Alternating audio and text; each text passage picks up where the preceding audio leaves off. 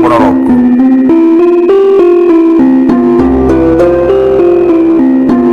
Warok gagah perkasa, berani berkorban untuk sesama. Air jernih tertuang dalam gelas menjadi obat. Air mengalir adalah tirta keabadian.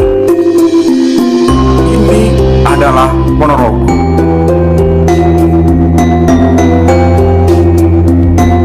Sederet gunung, sejuta budaya. Karena itu gelar beliau adalah Syekh, guru besar kita.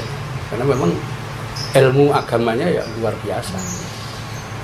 Beliau yang kemudian membawa dua torekot ke sini, torekot Satoria dan torekot Akmalia.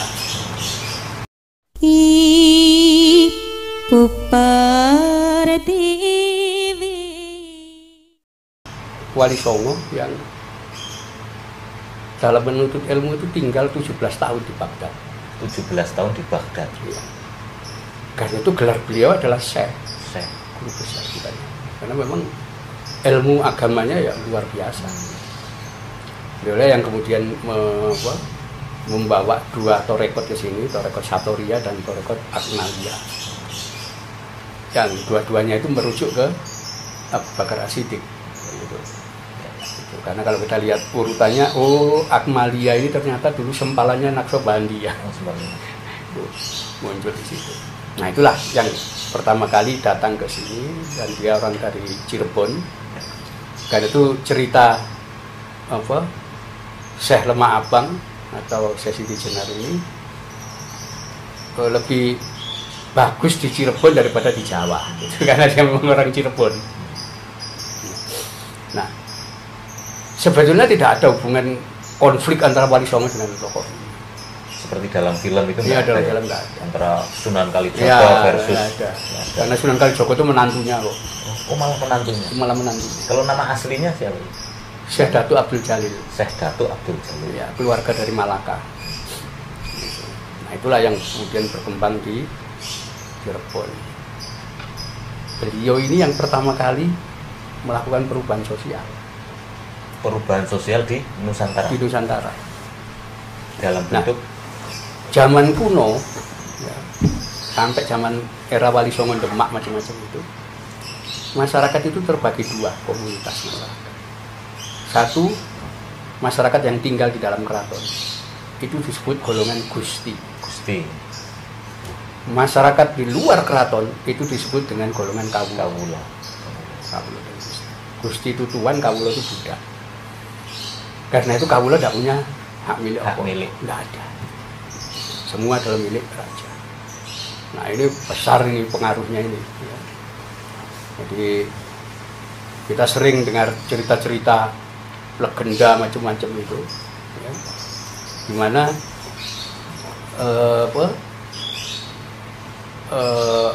ketika orang dari keraton itu berburu atau apa lewat desa, dia lihat ada perempuan cantik, dia ambil. Kenapa? Lu semua kan budak, dia milik raja.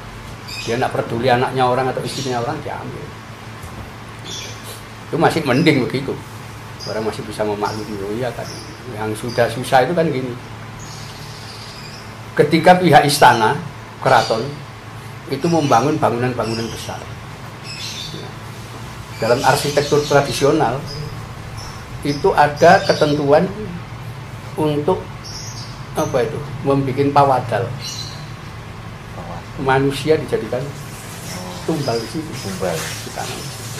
Ya, anaknya Kawula diambil. Itu didobrak oleh Syekh Datuk Abdul Jalil atau dengan cara apa?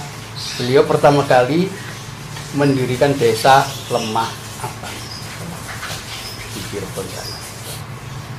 Di mana di dalam pendirian desa itu beliau nyatakan penduduk Lemah Abang bukan Kawula,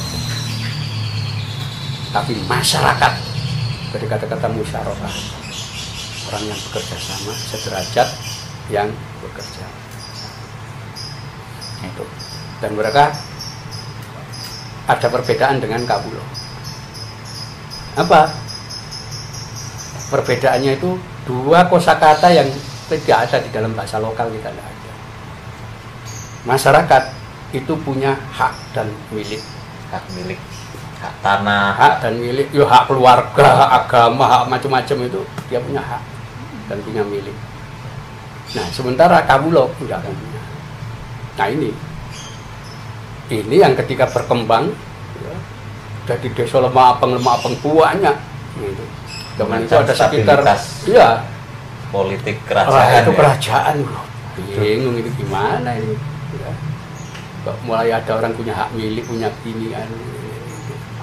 Terjadilah konflik, sering konflik. Ketika petugas kerajaan mau ngambil anaknya warga, gitu, lawan sama orang-orang lemah apang. Gitu. Karena itu kesannya lemah apang itu ekstrim, pemberontak dan sebagainya karena betulnya perubahan sosial itu. Ada kata tidak ada kelompok yang komunitas baru yang disebut masyarakat ini, kita nggak kenal istilah masyarakat itu, nggak ada. Tetap kawula. Artinya sampai sekarang kita nggak mengenal hak milik. Ya, nah itu konflik yang muncul saat itu. Itu justru Syekh Datuk Kahfi itu yang perubahan secara radikal. Iya, yang radikal itu. Kita jadi mengenal ada masyarakat, ada rakyat, kata-kata rakyat macam-macam itu dari situ awalnya. Sebelum itu tidak ada. Mungkin karena itu juga ya namanya itu dalam sejarah-sejarah di Loh, yang bikin babat, cerita babat itu kan wong keraton. Ya pasti negatif terhadap orang yang merugikan keraton. Nah, itu konfliknya di situ. Jadi sebetulnya secara konflik nggak ada antara Wali Songo dengan kalau terkait itu manunggaling kawula Gusti itu apakah tidak ada, maksudnya tidak ada perbedaan antara Gusti dan kawula, kesetaraan gitu atau gimana itu maksud? Sunan Giri itu semua naskah-naskah yang kita kumpulkan.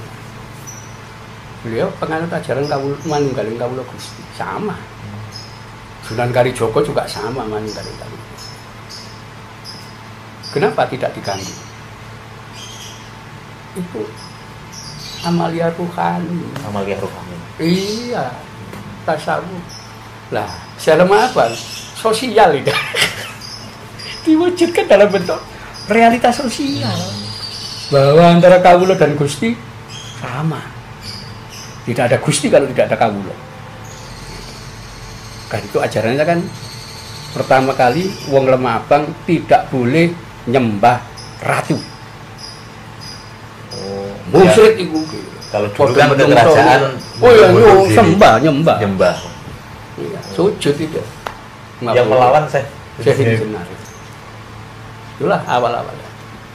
Itulah sampai mereka disebut iki golongane bangsa abangan. Apa? Wong lemah abang pengikuti saya lemah abang. Jadi lahirnya abangan itu dari situ. Oh, dari situ. Tapi kalau misalnya tidak ada gerakan itu, orang-orang Islam di pantai utara itu gak mengenal hak milik. Kenapa? Sampai zaman kolonial yang namanya Forsten London, kerajaan Kesultanan Jogja dan Kasunanan Surakarta, nggak ada hak milik. Tetap Gusti dan kawula.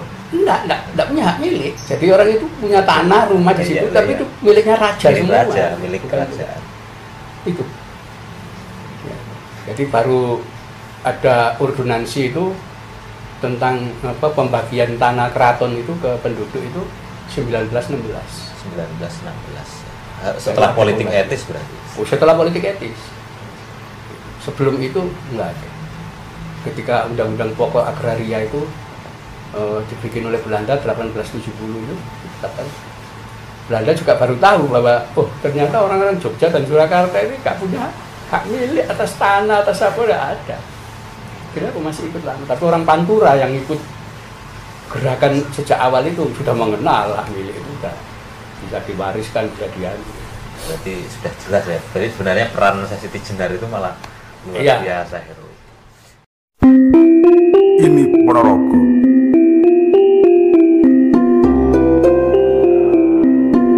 Warok gagah perkasa, berani berkorban untuk sesama. Air jernih tertuang dalam gelas menjadi obat. Air mengalir adalah tirta keabadian. Ini adalah Ponorogo.